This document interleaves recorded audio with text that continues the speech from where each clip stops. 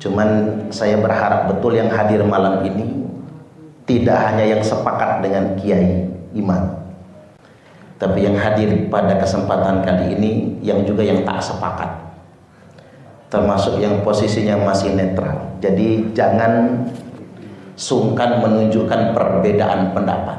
Kiai Imam enggak mungkin marah. Yang jelas beliau udah sangat cukup capek, katakanlah nggak sanggup marah lagi. Kalau capek, energinya udah habis.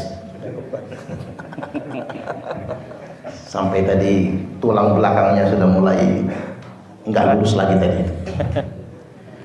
Kemudian yang berikutnya, kami berharap betul para ulama Nusantara, kiai-kiai, santri yang dalam hal ini pro Bani Ba'alwi punya kewajiban membela para habaib, wajib membela, dan silakan berhujah dengan hujah yang paling lengkap, berhujah dengan hujah yang paling lengkap untuk memberikan konfirmasi dan pembuktian Bani Ba'alwi merupakan dzurriyyat Nabi. Karena sudah terlanjur dideklarasikan di mana-mana Habib itu adalah dzurriyyat Nabi, bahkan memposisikan diri sebagai ahlul bait Nabi. Dan kita warga Nahdliyin juga sebagian betul-betul menganggap beliau itu dzurriyyat Nabi. Maka ketika kita meyakininya, itu akan berbanding lurus dengan kewajiban kita untuk memberikan pembuktian. Maka saya menghimbau memang kepada para ulama di Nusantara agar benar-benar berusaha membuktikan kalau habaib itu dzurriyyat Nabi. Itu wajib hukumnya. Tidak boleh lagi kita berhusnudzon saja. Karena siapapun yang mengaku dzurriyyat Nabi, mengaku anak cucu Nabi, apalagi menjadikan cucu Nabi itu sebagai privilege, ada keuntungan yang dia ambil dari situ, maka dia wajib mengkonfirmasikan bukti dengan hujah yang nyata. Sebelum ke sana, saya ingin sampaikan tentang perjuangan Wali Songo Indonesia. Perjuangan Wali Songo Indonesia ini bukan organisasi tandingan NU, bukan. Sekali lagi, bukan tandingan NU. Justru yang membentuk PWI ini dan yang bergabung di dalamnya, dalam tanda kutip masihan, harus orang NU. Ada orang non NU yang hendak masuk di PWI, masih kita tolak. Karena ini bukan masalah Muhammadiyah, bukan masalah Persis, tapi masalah NU sebetulnya. Nah, adapun profil dari PWI ini setidak-tidaknya satu, perjuangan Wali Songo Indonesia dan Laskar Sabilillah berusaha meneladani dakwah Wali Songo di bumi Nusantara yang mensifati dakwah nubuah, dakwah Nabiullah Muhammad sallallahu alaihi wasallam. Jadi kalau ada PWI LS petantang petenteng, gagah-gagahan, ngajak berantem, ngajak tawuran, apalagi demo, itu bukan PWI LS, karena tidak sesuai dengan spirit kita. Yang kedua, kita berusaha menjaga sejarah dan kemuliaan Wali Songo beserta keturunannya. Apa maksudnya? Hari ini sejarah Wali Songo sudah disimpangkan, banyak sekali. Bahkan sejarah Nusantara disimpangkan. Bahkan sejarah Negara Kesatuan Republik Indonesia berusaha dimanipulasi. Bahkan sejarah NU saja sudah mulai dimanipulasi orang. Maka kita punya kewajiban meluruskan sejarah ini. Dan Wali Songo sudah banyak direndahkan, terutama terah keturunan Wali Songo. Jadi PWI bukan lembaga pencatat nasab, bukan yang memverifikasi keturunan Wali Songo, tapi menjaga sejarah dan kemuliaan Wali Songo. Dua, tiga, menjaga kehormatan dan kemuliaan ulama Nusantara. Kita lihat di media sosial beberapa waktu yang lalu, kiai-kiai dikamplengi.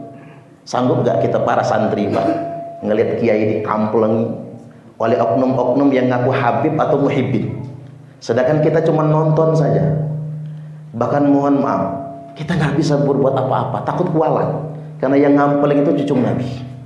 Itu nggak boleh lagi, itu ngeluncak itu namanya. Nggak boleh lagi.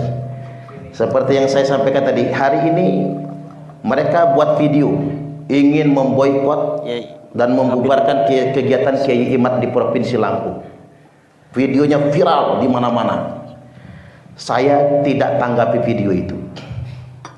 Cuman kalau mereka mau menghadang, pasti kita tumbur. Enggak mungkin kita biarkan. Karena kita tidak akan mundur. Kalian jual, kami borong. Cuman ingat, jangan sekali-kali PWI LS ikut nantang, apalagi di medsos. Jangan. Kalau kita nantang di medsos, Pak Paison repot nanti meredamnya. Kapolsek, Kapolres, Kapolda repot nanti. Jangan sampai begitu. Jadi kita menjaga kemuliaan ulama Nusantara. Dan yang dibela oleh kita bukan cuman yang bergabung PWI.